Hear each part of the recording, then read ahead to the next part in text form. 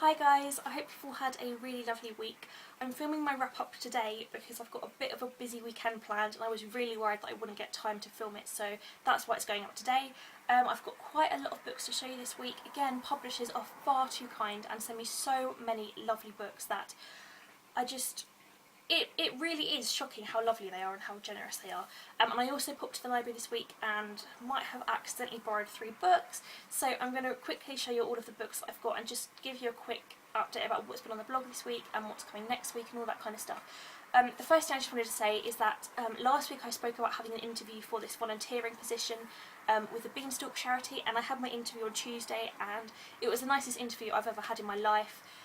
The lovely Yvonne who interviewed me was just the kindest woman, and we sat talking about books over coffee and it was really lovely, and I'm really happy to say that they want me to join their team, and I've got a couple of training sessions to go to just to kind of work to learn how it all works, and then after that I get to go into a school and help some little children love to read, so I'm super excited about that, and I'm really kind of proud that I've managed to achieve this. So yeah, if you want to get involved then please do. They are always looking for volunteers and they are a super lovely charity, and yeah, they're really lovely. So I'm just going to quickly get into the books I've got this week because otherwise we could be here for a long time. The first book that I got this week was from Headline, and this is under their Book Bridger initiative, which is basically, oh here we go, I've got the bookmark here.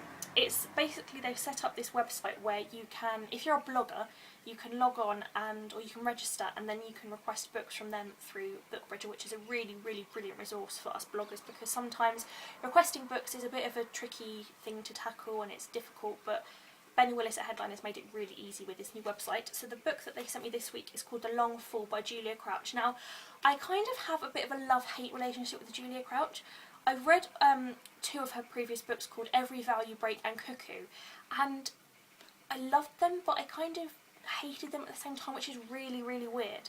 And I've also got Tarnished, which was her 3rd novel, and I kind of read a bit of that and then I just kind of gave up. But I'm really looking forward to reading this one because I think Julia is probably getting better with each book she writes. I mean, I have to say that Every Vow You Break was much better than Cuckoo, which was her debut novel. So I'm looking forward to reading this one, and the thing is, with authors, if I don't really like them I won't approach them again, but Julia Crouch has this kind of, she draws me in, she makes me want to read more, even if I kind of didn't enjoy the last book that she wrote, so I'm really looking forward to reading this. And this is about a girl who, in 1980 in Greece, Emma takes part in a shattering violent event, an event to which she is anything but an innocent bystander. She is only 18, but this marks her fall from innocence. It will haunt her for the rest of her life.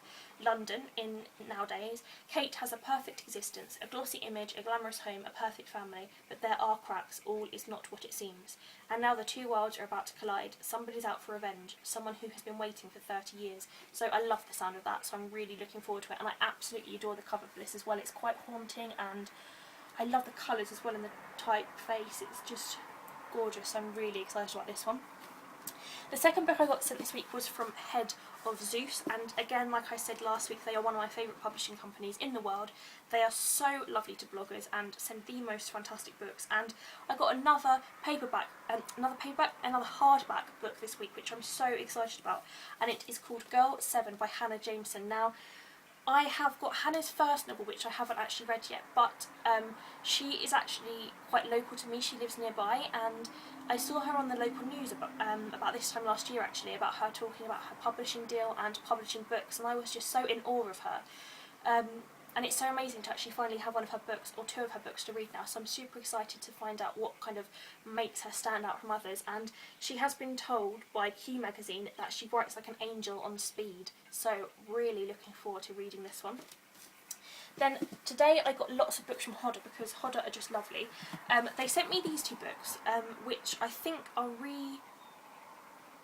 they're paperback reissues of 2 of his books to celebrate kind of an anniversary, or because they are just bestsellers, and they are Turning 30 and Turning 40 by Mike Gale. Now, I've never actually read anything by Mike Gale before. I've got his books, but I've never read them, which is really annoying because everybody says how brilliant they are, but I'm really looking forward to reading these. These are about Matt, I think, who has got his birthday, he's turning 30, and in this book he turns 40, and I think it's just kind of a comical look at ageing and becoming an older person, so I'm really looking forward to reading these because I do love good comedy, and I also love the fact these are written by a man, because I don't often read a lot of fiction written by men in the kind of contemporary, funny, like genre. It's always mainly kind of horror or crime or YA fiction that I read, male written books, so I'm really excited to read them in this genre.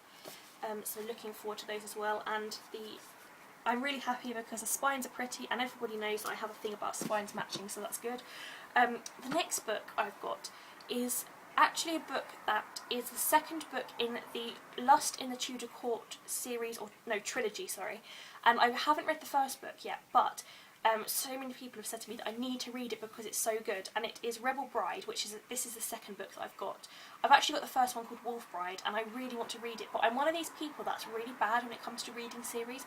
I like to wait until I've got all the books in the series before I read them, because sometimes I just get really frustrated if I read one book and then have to wait ages for the next book. So sometimes I'm really naughty and just wait until I've got all of the books in this series and then just go through them all in one go, so that I don't get frustrated easily. But I think I might read Wolf Bride and Rebel Bride really soon, so I can be ready for the third book in the series. But I think it's a really lovely cover and really looking forward to giving it a go. I'm not going to read the blurb because it might give away what happens in the first book, so if you want to find out, then Google it.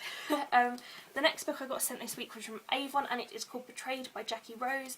I haven't actually read any of Jackie Rose before, but I have got another one of her books on my bookcase somewhere. This is about gangs, drugs, girls and unbreakable bonds, perfect for fans of Martina Cole.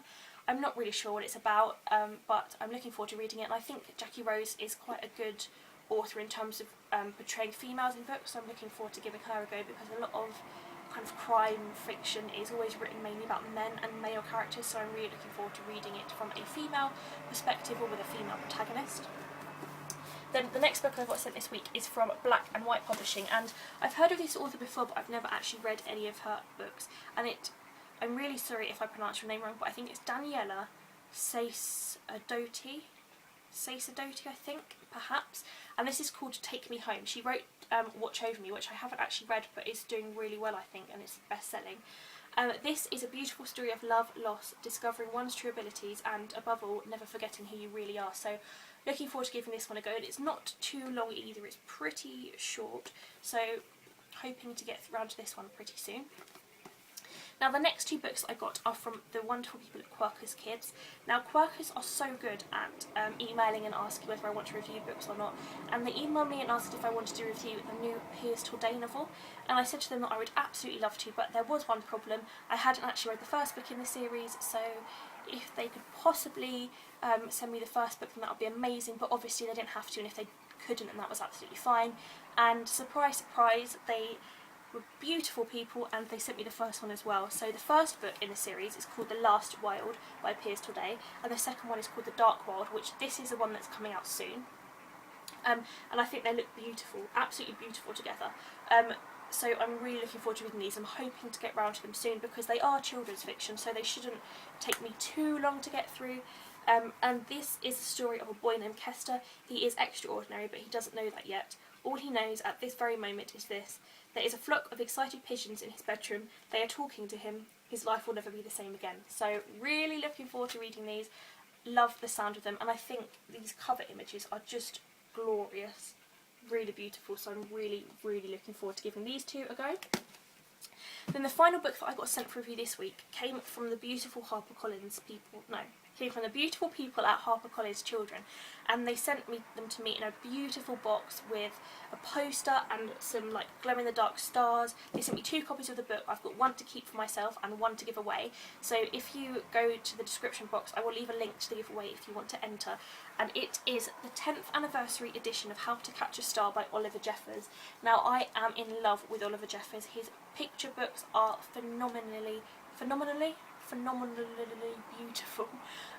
His illustrations are just unreal. They are so lovely, and I was so happy to be contacted about reading and reviewing his books, because they are just a joy to read. And this one is the first book he ever wrote, which he obviously wrote in 2004, because this year is the 10th anniversary edition, and I'm just super excited about sharing all the Oliver Jeffers love with everybody this month on the blog, so definitely a book to enter the giveaway for because it is gorgeous. And even though I'm an adult, I still absolutely adore it. And I should make a confession that even though I don't have any kids yet, I already have started a collection of Oliver Jeffers books for my future children, if I'm ever lucky enough to have them. So that's a little bit sad, isn't it? But yes, Oliver Jeffers is brilliant and I love his books, and this is gorgeous. So enter the giveaway if you want to win a copy of that book. Then I went to the library this week and I was a little bit naughty because I went into the library just to return some books, but as always the bookshelves called to me and said, come and look at me, I've got some really awesome books on my shelves. And they didn't lie to me, they did have some awesome books this week. So I picked up 3. The first one I looked at and decided I really wanted to read is The Coldest Girl in Cold Town by Holly Black. Now I have heard so many things about this book and I did a bit of a scream when I saw it on the shelf, and I just kind of grabbed it and ran away quickly so no one else could steal it. This has been going around on BookTube and in the YA community for a while. I don't really know anything about it, but everyone's been raving about it. Cold Town was dangerous, Tanya knew, a glamorous cage, a prison for the damned and anyone who wanted to party with them. Tanya lives in a world where walled cities Tanya lives in a world where walled cities called cold towns exist. In them, quarantined monsters and humans mingle in a decadently bloody mix of predator and prey. Oh, it's an eternal party shown on TV 24 hours a day. Gorgeous, glamorous, deadly. The problem is once you pass through Cold Town's gates, you can never leave. So apart from the fact that I haven't got my teeth in today, that sounds really brilliant and I'm super excited and I love the cover. It's so haunting and beautiful. And this, I was actually going to buy this book a while ago, but I wasn't too sure. But I think now I've got it from the library, if I love it, then I will definitely pick up my own copy and put it on my shelf. But I think it's beautiful. Beautiful. The next book I got is actually the second book in a series. I've got the first book on my shelf and this is the second book, and I picked it up because I really want to read the first book and I was hoping that by picking this up then I would be more kind of motivated to read the first book soon. And it is Sky on Fire by Emmy Laybourne. The first book in the series is called Monument 14 and this is the second one. This is about the kids who are in like an apocalyptic world and they get locked in a supermarket, and I think they kind of have to learn how to deal with that and kind of survive. And this is the second one in the series. I think there's going to be another one, so I think it's a trilogy. So I'm hoping to get around to reading these 2 pretty soon, so I can be really ready for the third one when it comes out. And then the final book I picked up in the library is not a book that I've heard of before. It's not a book I really was interested in reading until I saw the cover, read the blurb, and I was like, I have to read this. And it is called Magnificent Joe by James Wheatley. Now this has just been published, I think. Yeah, this was published this year by One World Publishers. I'm not too sure. I don't think I've ever heard of it before. And this is about, it says timely, raw, shocking, funny, the must-read, State of the Nation novel of the year. So kind of thought that was a good idea to pick it up.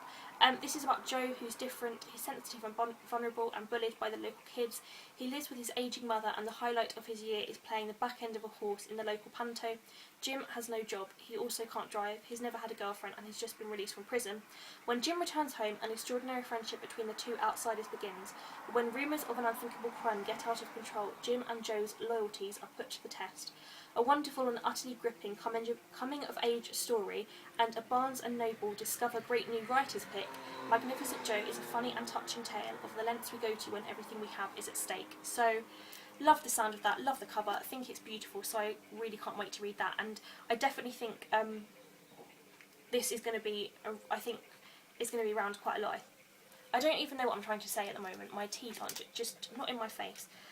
In my face, in my mouth, I should just give up. But yeah, I think this is going to be a book that will soon be talked about and lots of people will be talking about it, so can't wait to read that.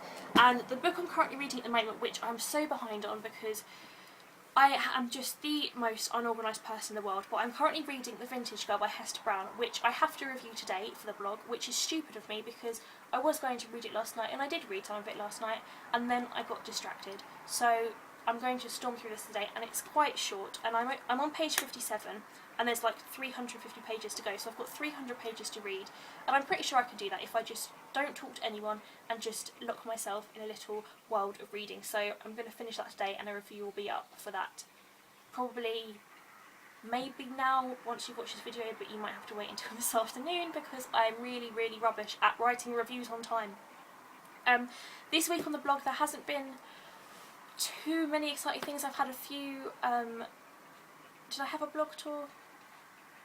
I don't know, I haven't written it down, so I honestly can't remember what I've had on the blog this week. Yesterday I had a review of Looking for Alaska. On Wednesday I had a review of Waiting for Prince Harry by Avon Ellis. On Tuesday I honestly can't remember, that's awful, isn't it? I can't remember, but never mind. Next week on the blog is going to be full of blog tours. I've got 4 blog tours next week.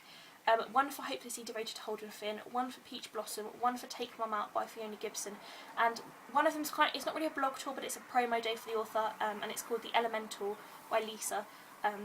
She doesn't have a surname for some reason, her author name is just Lisa, and that'll be on Friday, so a busy week. This weekend I've just got to read all of those books for the blog tour because, as always, clever Laura leaves it all to the last minute to read because she gets distracted by other books that she shouldn't be reading yet because she's got a schedule to stick to that she never does.